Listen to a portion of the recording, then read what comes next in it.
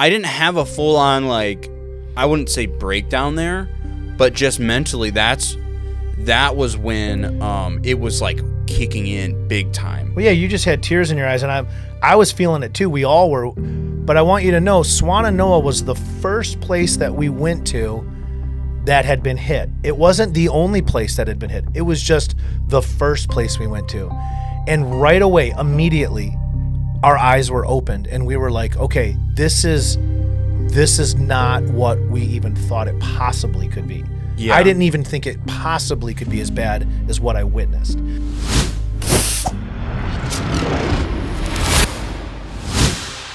I think with this video, it wasn't so much about the views as we actually wanted the truth to be seen. Does that make sense? Because I when we make a funny video or we talk about a topic, I mean, yeah, you want people to see it, but what we went through down there, the desire for it to be seen was far greater. Not even because I was on the video or you were on the video, but because we captured the truth and we saw it from a perspective that we literally saw that it wasn't being reported from that perspective. So I don't know. Let's just take a minute to, I mean, if you don't know, my name is James and I'm Elijah. So, I mean, we are on the documentary, and Eric Tanzi's on the documentary. He's not with us. And Mitch and Victoria, they're not with us. We also had other people that were there, but you know, you and I, we approached the documentary from, I would say, our perspective, you and I. Yeah, I think, like, the interesting thing about the documentary is that we don't really make documentaries. No. Normally when there's a documentary, it's a team of people that are like, that's what they do. We can do it, obviously, but we come from marketing and social media, like you said, making those kinds of viral clips for companies or creators. And we're sitting here with this project, and we just were two guys who own a production company that were like, let's just go do it. And what ended up happening was we were overwhelmed. We didn't know, like, that it was that bad. And when we got into it, it was just two morons walking around with cameras filming what was happening. What's funny too is I think it got dumped on us. Like, I remember thinking we should go down there and film it. I remember talking to Eric and him really pushing us to go do it, and then bringing it to you, and you're like, why? Yeah. So and internally, I'm extremely stubborn and analytical about things. Like, I don't like moving forward unless I've got like a path laid out. And you're like, dude, we have to do these things. We have to do it. And so, Wait, I will say on this instance though, I wasn't even, we have to do this. If you remember back the first week or so, I'm like, I don't know if this is real. Like, yeah. But we were, I'm like, my kid says it's real. Well, the big thing is, what some people might not know, we're from Michigan. We're in Michigan. Yeah. We're not anywhere near North Carolina. I mean, how long of a drive is it? It's 10 hours. 10 hours to get there. Yeah, and then when all the places some of just getting there to Black Mountain was a 10-hour trip. Then we would drive another 2 or 3 hours to different locations. Yeah, well, I remember this very specifically. When the storm hit, I was actually out at a restaurant with friends, John and Grayson. Yeah. And Grayson is from North Carolina, and he's like, holy crap, look at what my friends are filming. And I saw like these houses going on. I'm like, man, he was really broken up about it. But I'm thinking, like, a couple houses washed away in mudslides. It's not a big deal. So then Eric kind of started talking about it after your daughter was talking about it with you. Which, by the way, I didn't even know there was a storm. I didn't talk to my kid for days. She's at college out there, and wasn't paying attention to the news. Most people in Michigan had no idea that there was a storm over there that was. Well, if we did, it's just like you hear it on the news. You're just like, oh, yeah, it's a hurricane. And then it's like And next up, 20 shootings in Detroit. Yeah. And it's like, okay. And then they zoom in at the chimpanzee at the zoo, and Yeah. it's like, because you just turn it off. Yeah, but you get used to it. And I guess without trying to sound offensive, to me originally, it was just more noise. Like, that's what it felt like. Yep. Because I didn't know what was happening. And so, yeah, we ended up going down there and filming, and what you saw is what we witnessed. I think the big thing is what was different about our documentary. Two things. One, we led with faith and prayer, which I don't think a lot of people are willing to be open and talk about, but like we prayed about it before we went, and we felt like we had to go. And two, we respected people enough to not air their dirty laundry. Well, we set those parameters before we left, Yes. too, which is weird because you and I both were like, dude, I don't want to go make some greasy documentary and get in people's faces. We don't want to make money off of this. Not at all. That was the big thing.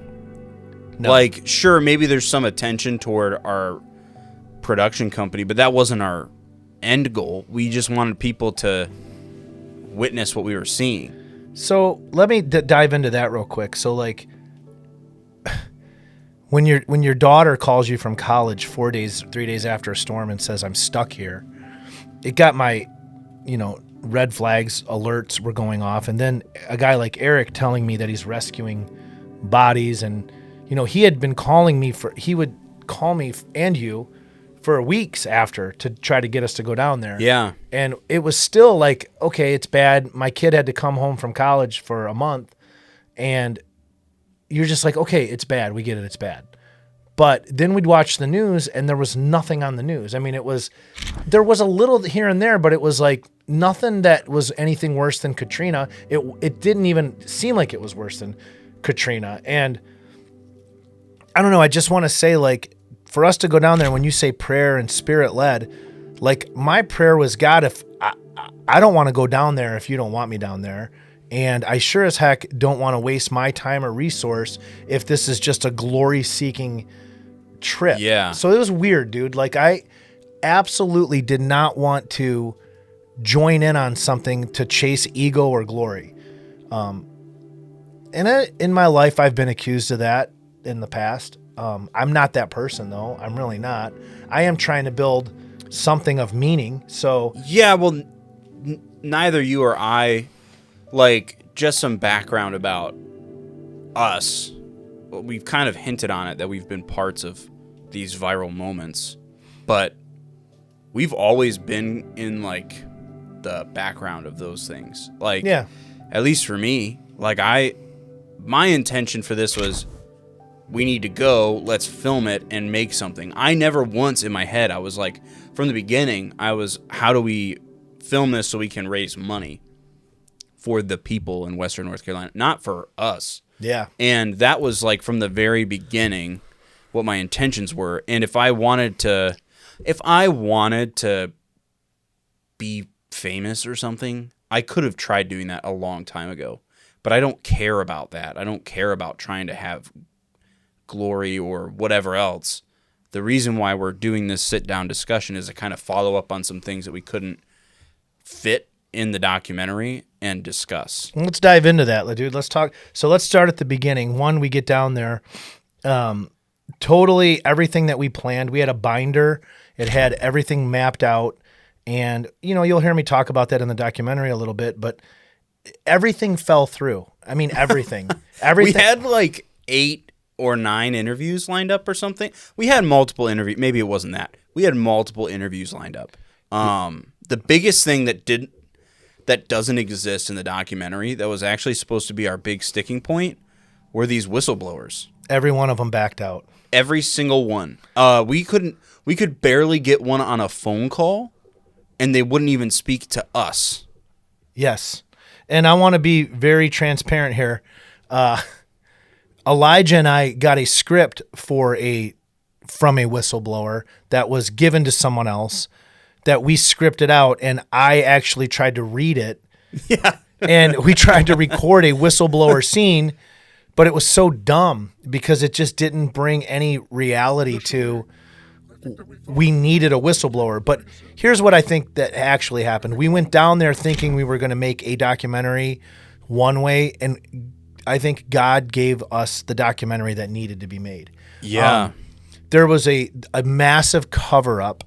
There is also a cognitive dissonance with people around it, especially when it's polarized through politics. Anybody leaning left, even though they would admit on camera, yes, we were not taken care of properly. Some of them were in absolute denial that this is wonderful. The government really stepped up. But then you would go and walk around and see the brokenness, in a town that was devastated by these floodwaters and the hurricane. And all of them unanimously, whether right or left, would say, we've been left here. Nobody's coming to help. We have nothing. We have no food. We have no water. We have no clothes. And every person that has come from somewhere else have been the only people that have helped us. We have helped ourselves, and people from neighboring states, cities, and towns have come.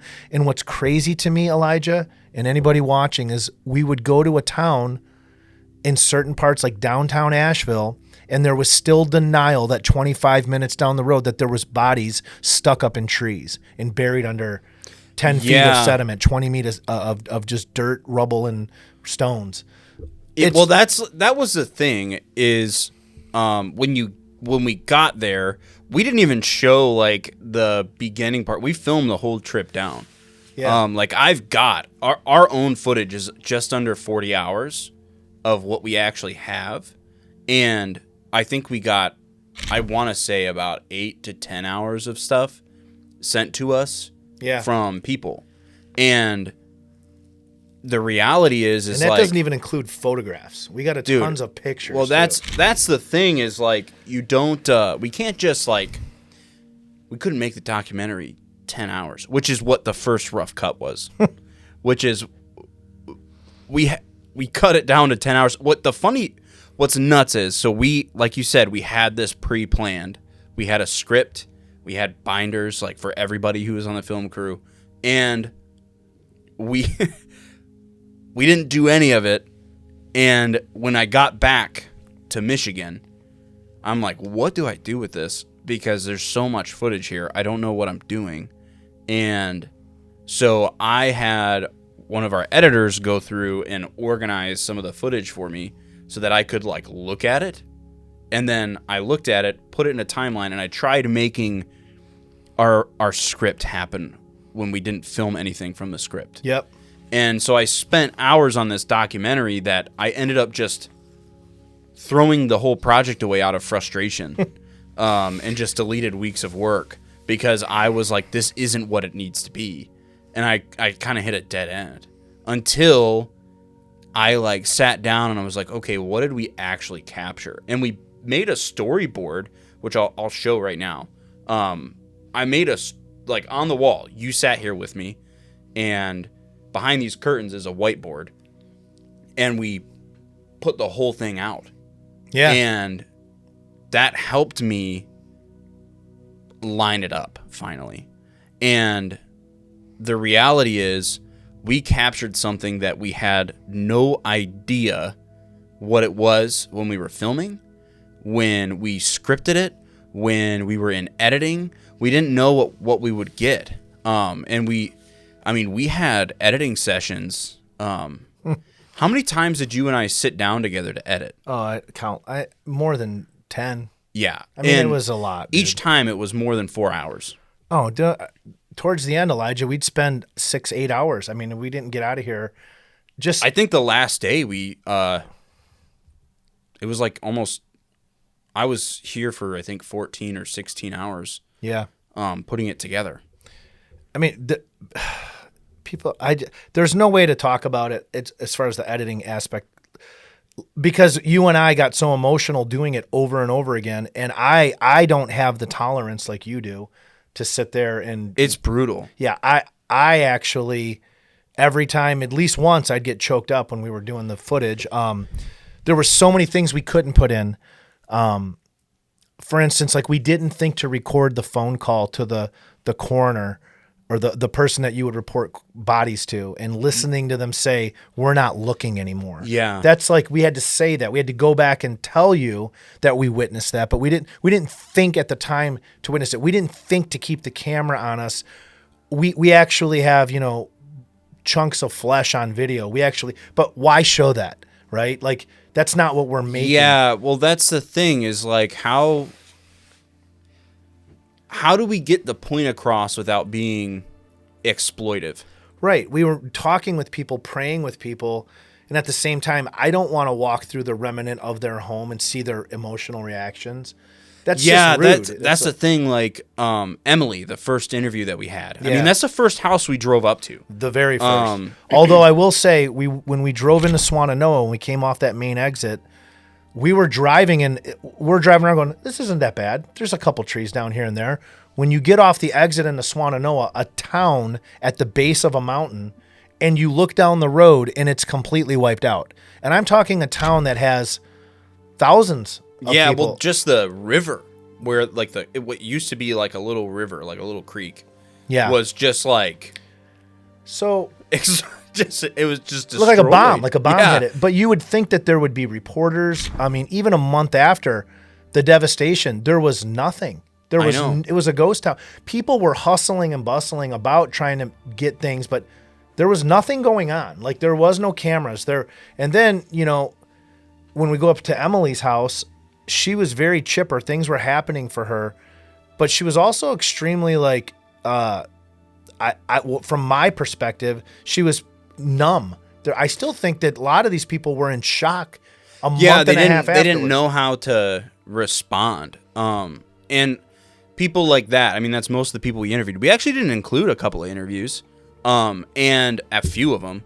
And when we interviewed Emily, I remember I was like, I really want to go film the inside of her house.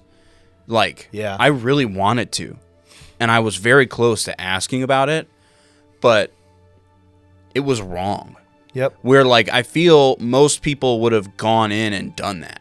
And they would have been like, it's journalism. That's a good thing. But we have to remember that what you have to remember about the people that we talked to, they're people. And they had everything taken from them. And these people were in ground zero. And I also want to bring up, including Cajun Navy, Mitch, he even said thousands were dead. He said he didn't know. But every person you talk to in Swannanoa, how many do you think have died? Thousands. Yes, every person. Every person you talk to in downtown Asheville, it's not that bad. It's like, what would they say? Like 100, maybe? 100, couple hundred, maybe. Yeah. But it wasn't about that. It was more about the art district and how artists couldn't get supplies. That's another thing we need to talk about. Yeah. A lot of people, they don't understand. They don't understand the whole art thing.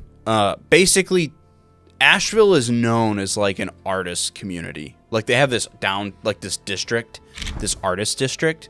And yeah, that place was destroyed, right?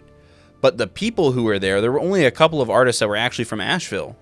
And there was no artist down there when we were there. Yeah, they weren't there. And that's why you hear Stacy in the documentary saying, where are the artists? Like, if it's this important to Asheville, which it is because of tourism, things like that, it keeps the city going, why aren't they here? And the fact that the other two people that we interviewed, Andy and Olive in downtown, were like, we need to invest in the artists. It's like the artists that ditched you as soon as the storm hit this part of downtown Asheville. There was a moment when we were on a road that was completely washed out, and the road was gone, and it looked like somebody had taken a dozer and made a path. All these cars are off to the side, and if you watch the documentary, you'll see some of these cars with an X on them. That means they recovered a body out of that. And so I think there were two different symbols. It was like either it was clear or they found a body in there. We weren't sure. I can't remember Eric told us what it was, but I remember at the time looking at it, knowing, because I don't remember what it was, but I remember seeing a lot of those symbols thinking, wow, this is bad. Like this right here says that there was more bodies. They were on houses and doors, and it was everywhere, right? And I can't remember if it was an X or another symbol, but my point is when we got to that spot, I remember Eric and Elijah, we had a drone, we had cameras, and we were all going to go walk down this devastated road where people's houses were missing. And Elijah and Eric were like, man, maybe we shouldn't all go down here. This is kind of weird. So we stayed back, me, Mitch, and Victoria, and we went and got footage from another area. We drove down the road and we left Eric and Elijah. And when I came back, Elijah had tears in his eyes. Yeah, I didn't put it in there. You can hear in the audio me saying the F word over and over again because I was just broken. I didn't have it like a response. You're sitting there and there's just homes gone. Well, there's people sitting on. Dude, it was brutal. Yeah. It was absolutely horrible to see that. And I mean, well, I didn't have a full on, like, I wouldn't say breakdown there, but just mentally that was when it was like kicking in big time. Well, yeah, you just had tears in your eyes, and I was feeling it too. We all were. But I want you to know, Swannanoa was the first place that we went to that had been hit. It wasn't the only place that had been hit. It was just the first place we went to. And right away, immediately, our eyes were opened and we were like, okay, this is not what we even thought it possibly could be. Yeah. I didn't even think it possibly could be as bad as what I witnessed. So I went live on my Facebook, and I'm standing at a gas station, and my wife calls me afterwards and she goes, I know you went live, and I was emotional. I actually was getting choked up saying that we're in Swannanoa. And my wife calls me and said, you should probably take that down because it doesn't look like it's that bad and you're emotional. And I'm like, what do you mean it doesn't look? I mean, I got a little frustrated, but she was trying to say, like, no one's going to believe what you didn't turn I tried to, I was on my phone, but later on I showed her, I got off and I went live FaceTime with her, and I showed her the 20, 30 foot cliff drop off the back of this gas station, and that there was just clothes, and it was just devastating. She's like, wow. But even then it doesn't do it justice. We spiritually and faithfully, we weren't even prepared to what we were going to go in, like when we walked in there. Yeah, not at all. Eric was prepped for it. Well, he had been there. But I also know that Eric's faith was shaken in a good way. Yeah, I think everybody affected by yes, Helene was in some way, their faith was shaken. Well, I also know Mitch and Victoria, a lot of people don't know this, they were on their honeymoon. Yeah, we didn't even talk about that. We never brought it up, not once, because I didn't, as cool as it is, and I think we can talk about it now, we didn't want to make it about them, and they didn't want to make it about them as well. They were there to serve. They wanted to serve on their honeymoon. And like, I mean, after we were done filming and exhausted, they went and like spent a couple days outside of, the devastation. I think we all needed to relax a little bit. I took a few days off of work afterwards because I couldn't mentally recover. Yeah, I just remember being just numb for a month. I remember waking up going, just still like not fully processing what we saw. We weren't even like affected. Yeah. That's what's nuts. That's what kept tripping me up was I wasn't even there and I feel like this. I know. And we weren't even there long. Not long enough. Yeah, I know. So let's talk about when we left Asheville. And so we meet this lady, Stacy, in downtown Asheville, and we go to her farm, right? And I meant what I said in the documentary. It was the high point because Stacy loves Jesus. And I don't know if this is a new rekindled love and a desire for Christ that we walked upon, but it was there. And it was awesome. You could sense it. And, I think being on her farm was a breath for me to breathe for a minute, because also we had come across that body earlier in that day as well before going to her farm. Dude, that was a crazy day. It was a long, crazy day. I really think that when we were down there, the exhaustion wasn't as much as physical exertion as much as it was mental and spiritual exhaustion. Can we talk about the young man in Swannanoa? Yeah, I think we should, because that wasn't really touched on. Well, we stayed away from it. Yeah. Can I tell it from my perspective? Let me lead up to it. Okay. Because... Pay attention, folks, because this is going to get weird, and some of you may turn it off at this point. But So I do believe that his name was Ryan, or I just put it like that in the documentary. I just put a filler name in, probably. Yeah. Just so that, he didn't want to be talked to anymore. So, in the destructed area where we were talking about, where I was saying the F word over and over again on camera, there was this company that was like helping pave those paths and move all the rubble. Like, we were there, just trying to imagine what that would have looked like before it got destroyed. But there was a company over by that big dump truck that was sitting there. Yeah. And I talked to that guy, and I'm like, hey, what's up with that camp across the street? Because there was like a few campers set up over there, and the guy told me, he goes, I don't know if you want to interview anybody over there. There's one guy that might be willing to talk to you, but he lost someone, and he's been, like, a couple weeks ago he was kind of normal. Now he's like, he said that he had like lost some of his mind. That's what he told me. Yeah. I want to bring up a point. There is no mental health care out there. There was nothing for those people. Oh, yeah. People were in shock. I can't remember what they said it was, but they literally couldn't even work or begin to even work on their own homes. They would just stand there and stare. There's a name for it. But we witnessed it. People just, they lock up and they can't even do basic things.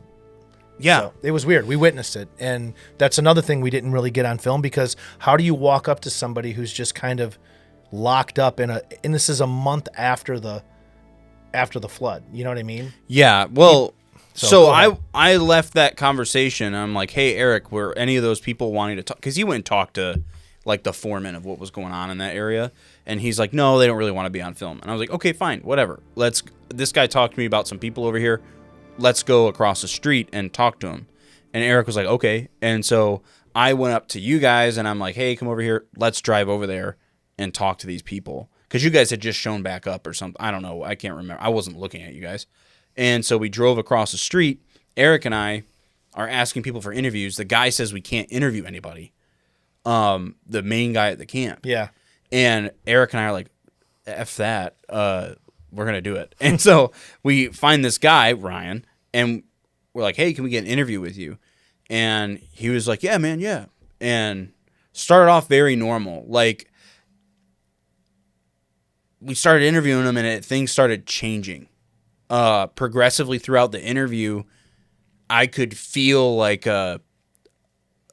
something like hostile toward us.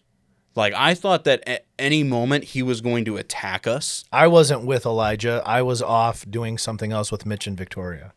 And I was sitting there, and I was like, this isn't going good. And Eric was trying to ask questions, right? And, like, be like, hey, what's this? Just, it was like it fell on deaf ears almost. Yeah. And the whole time he's just looking down at this chain, like wrapping it around his hand as if he's got like brass knuckles that he's making. Mm-hmm. And he ended up, as you see in the documentary, saying, I'm like, no more questions. Yeah. And he proceeded to steal our lav mic that we had on his jacket. And we're like, hey, man, we need that back. And he's like, no. Like, he kept saying no to us. And I didn't put that in there because it just would have been a long, drawn-out thing. Right. But he's like, no, I'm not. No, you're not getting it. And Eric's like, well, we'll hook you up, man. We'll give you some money. And he goes, how much? What, like $5? And it was, like, getting all intense. And Eric's like, no, don't worry. And so then he gave us the microphone. And that's when you guys pulled up. Well, it was me by myself. Yes. They dropped me off. Mitch and Victoria dropped me off and drove all the way back down the road to go park because you couldn't park there. So you guys had to walk, and so there was no parking. It was at least 2 or 3 football fields down. So It was that far? yeah, so you guys We left there quick then. I know you guys were there, and then can I take it from here? Yes, and that's when he was following us so we could give him money.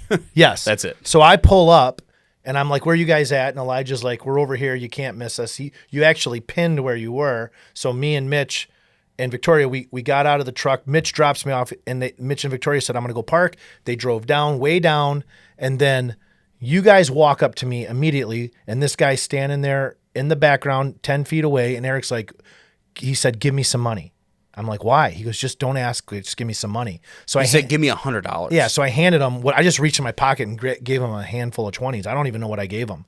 And he said, "Here," and he gave it to the guy, grabbed the mic, and then you guys looked at me, and I remember making eye contact with you, and you said, "That was nuts, dude. Let's go. Let's get out of here." Let's get out. Yeah. And we drove off. I'm like, where are we going? I don't know. Right. So I'm standing there by myself, though, with this guy. Yeah, They left me. And after I gave him the money. Sorry. And I'm waiting. Well, that you were focusing on all that equipment, but I'm waiting for Mitch and Victoria, who went to go park. When you guys got there, you said, "Go pick up Jim." And I waited there. Well, I'm standing there with this guy. I don't know what's going on. I know I gave money away. And I'm like, "Hey, what's going on, man?" And he looks at me, and he's got that chain. And he's got that same, like, if you look at the video, he's got a smile on his face, but it's like, "I want to hurt you," right? And I wasn't threatened by that. I could handle myself, but I was more peaceful at that moment. And he goes, "Hey, man," he goes, "Do you know who I am?" And I go, "I have no idea who you are." And he said, "Well, I know who you are." And he goes, "And I know where you come from. And you know who I am, and you know where I come from." And I'm just like, "Nope, dude, never met you in my life." But that same feeling of the ominous threat, Yes. I'm by myself, came over me like Elijah had. He goes, "You know who I am." And he looked at me and he leaned in. And right when he did that, I just knew in my heart that this guy was possessed. Some of you may not understand at all what I'm saying. That means it doesn't even register with you. It's not like a horror movie.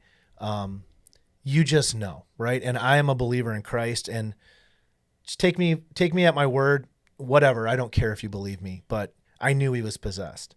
So I gently put my hand on his chest and I pushed him back. And as I'm pushing him back, I said, "Hey, man," I said, "I want you to know," and I'm looking at him directly in the eyes. I wasn't talking to the thing that was inhabiting him. I was looking at him, and this is how cool God is. I pushed him back and I said, "Hey," I go, "Jesus loves you." And when I said that and I pushed him back, he started laughing hysterically. It was really maniacal, actually. And he started shaking his head and he goes, "Oh yeah, oh yeah, yeah, yeah, yeah, yeah, yeah, yeah, yeah, yeah, yeah, yeah, yeah." He goes, "Jesus loves me." Okay, yeah, yeah, yeah. He goes, "Go and get what you're here to get. Go get your gold. Go get your fortune." He goes, "But I know you and you know me. And remember, I know where you're from, and don't you forget where I'm from." And he walked away laughing. And I'm standing there, and I'm like going. It's just funny because you say this. Well, I hop in the truck. Mitch pulls up right after that. Hold on. I get in the truck. I go, "Mitch, give me a phone. Give me something. I got to get Eric on the phone." So he puts him on speakerphone, and I go, "Eric, Elijah, what is going on?" I said, "That guy was possessed." And both of them immediately said, "Absolutely 100%. Yeah, dude. They both agreed. They didn't even. It was terrifying. Yes. Because I was trying to figure out the whole time. I'm like, what is it? Why do I feel this way? What the heck are these guys talking about? Spirits and blah, blah, blah. And it's like, dude, that's what happened. That's what happened. I don't know what to tell you, man. It's not like we fabricated that. That guy was interviewed, and that's behind the scenes stuff that we couldn't even film, right? Well, how are you going to get that story across, right? Like, the balance of making the documentary was we had a mission. The mission was tell the truth. Yeah. Don't fabricate anything.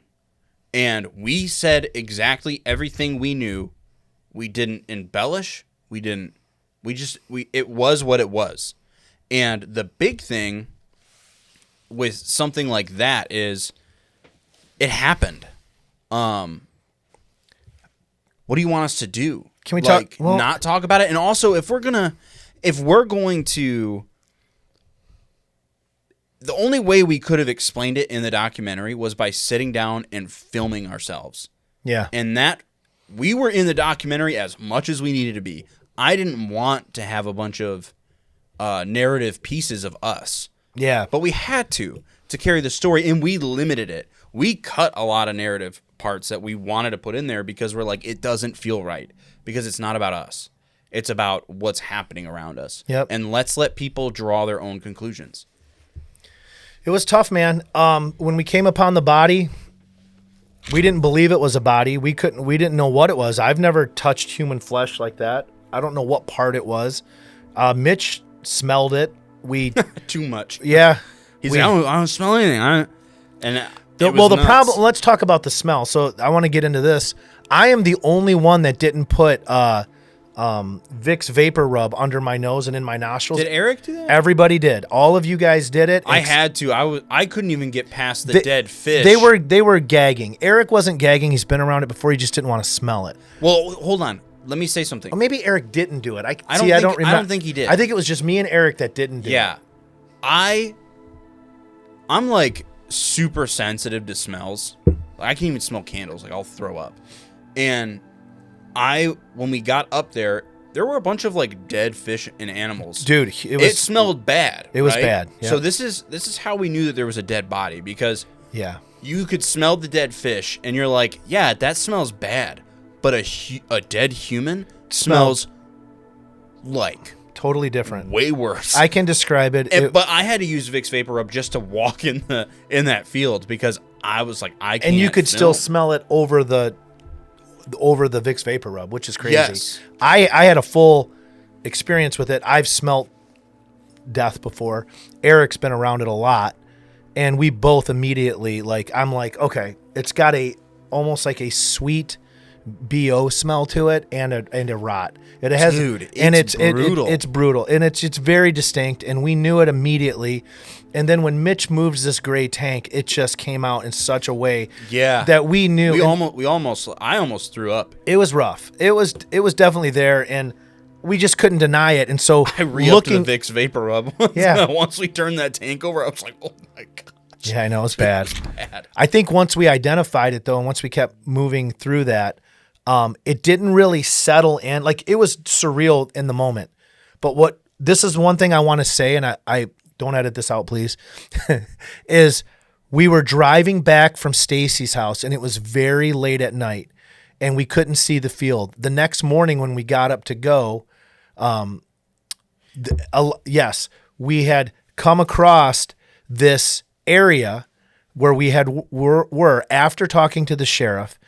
And when we were there, nothing had happened. And I remember saying to Elijah, nobody's going to go out there. We go out to Burnsville, and I don't remember where we went, but it was later that night. I don't know where we went. I can't remember. But when we came back through the area in the evening, so we had already gone to Stacy's, already went back, slept, came back, and it was later that next night, after talking to the sheriff, we saw... No, it was the same...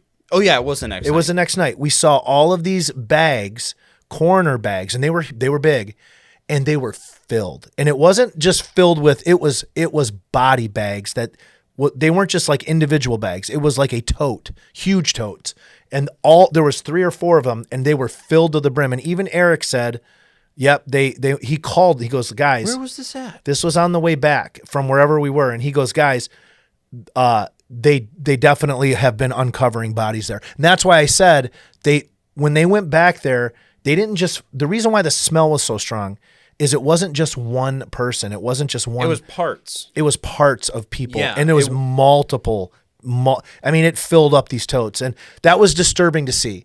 You can hear it in the documentary. You can hear the crows and like birds. Oh, there was flying around. And actually in the drone shot going over there, yep, there you can see a circle of birds. Yes, they're everywhere. And they weren't flying over any of the dead fish that were littered everywhere. No. It was just over the one spot where it smelled so bad. There was another time when we went to Stacy's and we went down into the campground that had gotten wiped out, and you saw the house that had to watch those people die up in the trees off of this ravine. It's a high wall. I remember looking up that ravine, and I'm talking like 30, 40, 50 feet off the ground, there was just clothes at the tops of these trees. And Eric is the one that told us, he's like, those are bodies, most likely. Yeah, like they were. They fell out of the clothes. Yeah. And the clothes were there a month and a half later. They couldn't get to them. That was, to me, I actually got choked up at that moment. And I remember I had this feeling of dread and just sadness in that valley. And well, I want to kind of take us to that. yeah. Because basically the order of events was we drove, I can't remember what town we went to, but we drove down, stayed in a hotel the first night. Then we drove to Swannanoa and we set up camp at the Baptist church.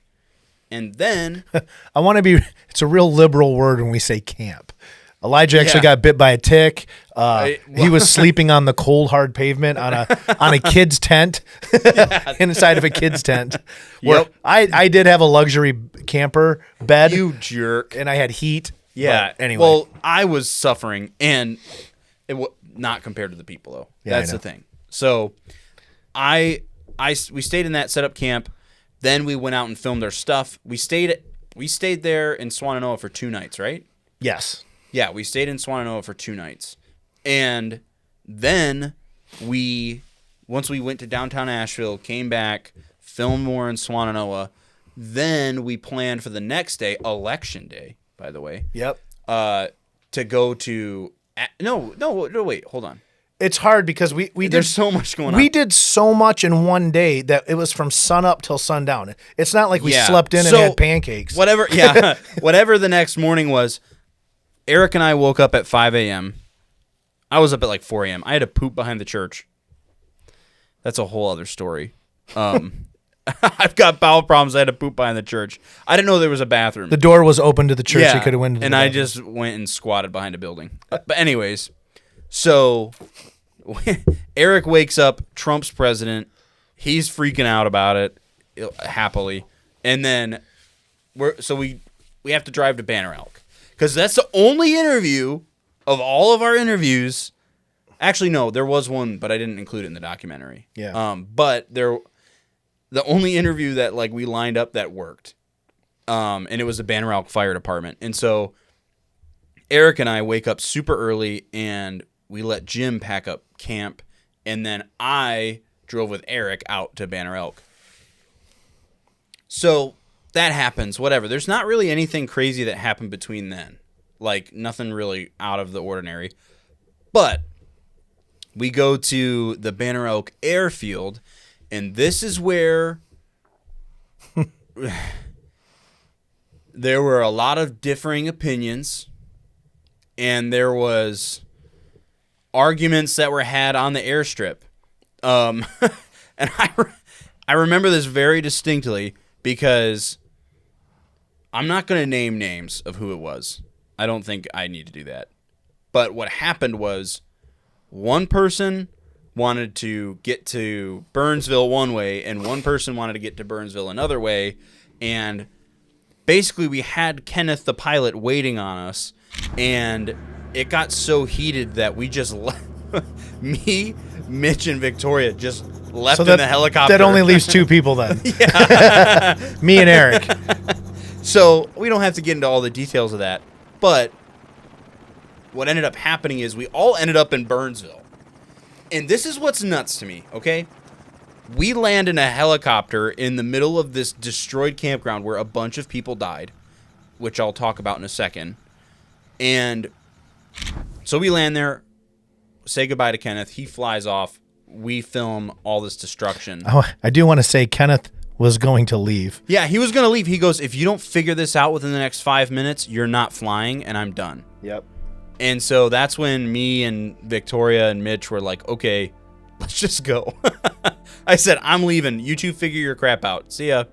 And we flew away, and we're in this campground, which I didn't even know that it was a campground until you start looking around and it's all destroyed stuff. So we flew over it, and I'm just like, holy crap, dude. This is the most destroyed place that we've seen. Yeah. Because it was kind of remote, and it was just like half of the stuff was gone. I remember getting to the bottom of that ravine. Hold on. Yeah, it was crazy. Hold on. I'm gonna get there. Yep. So we end up. I end up walking back there through like a septic field. It was disgusting. Gasoline, poop, like just it was septic. And you smelled dead bodies. Yes. It so still smelled instantly like when you get down there, it was dead bodies. And what you were talking about is there were clothes up in the tree line. I mean, you're talking 30 feet up. That's how high it was. But the campground was populated. Like, people were staying in the campground.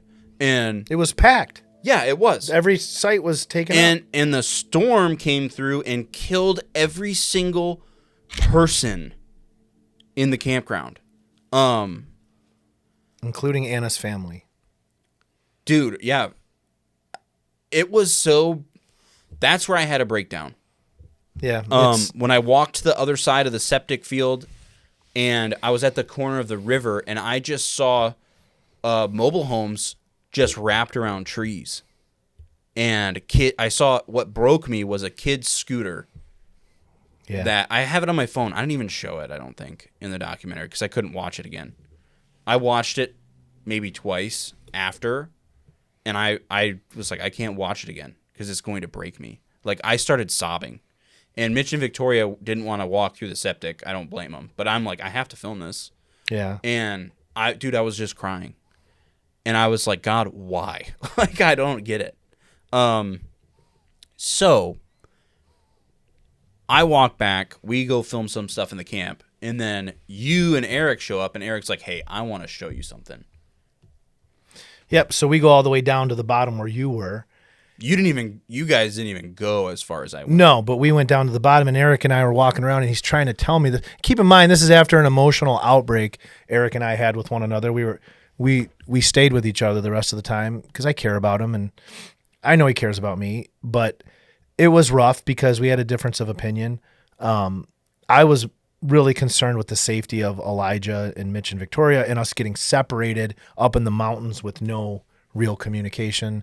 Eric was too, but he was really focused on getting the interviews, and we were running out of time to get Anna on camera before the sun went down. Yeah, not that Eric was wrong. It's just that we just had a difference of opinion. But I ended up staying with them.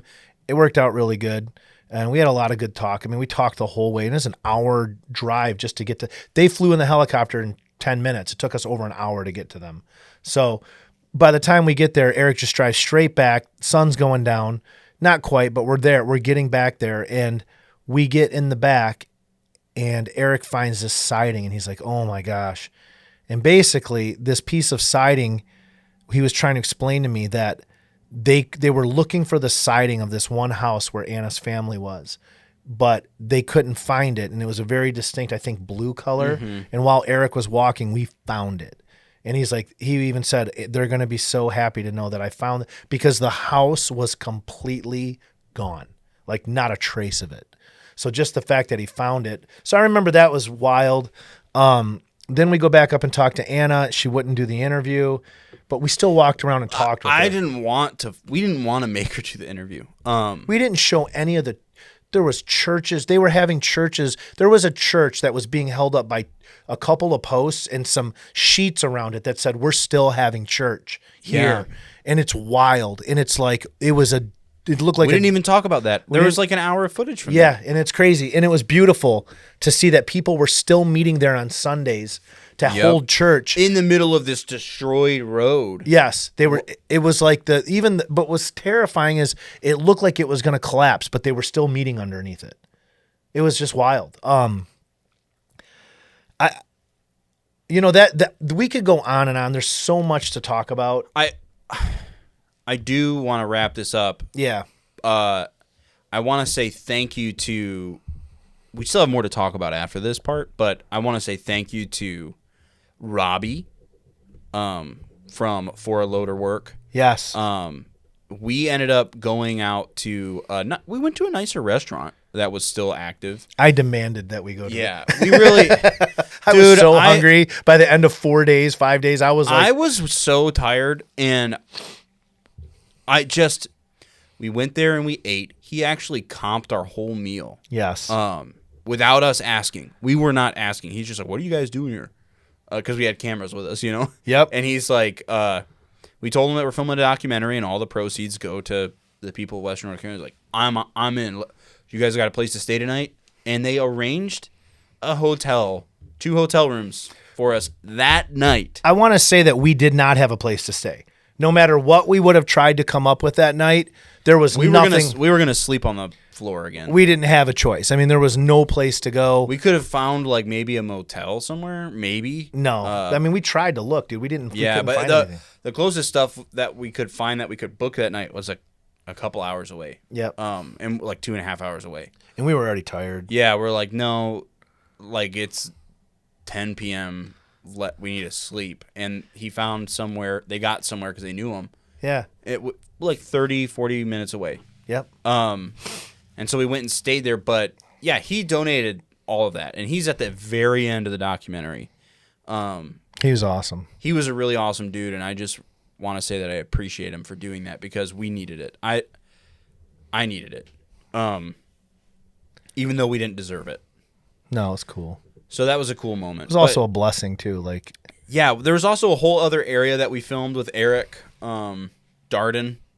Yeah. The guy that Eric was trying to save that ended up actually being fine.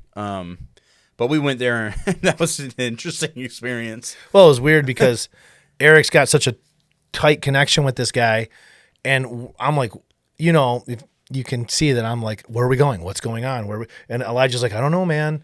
And we just Eric takes us to this guy's house, and it's pitch black. And I'm like, dude, what is going on? And we walk down this long path in the mountains it's pitch black. It's dark. And there's 3 elderly men standing by the creek bed talking, and it kind of freaked me out. In the dark, pitch black. like pitch black dark.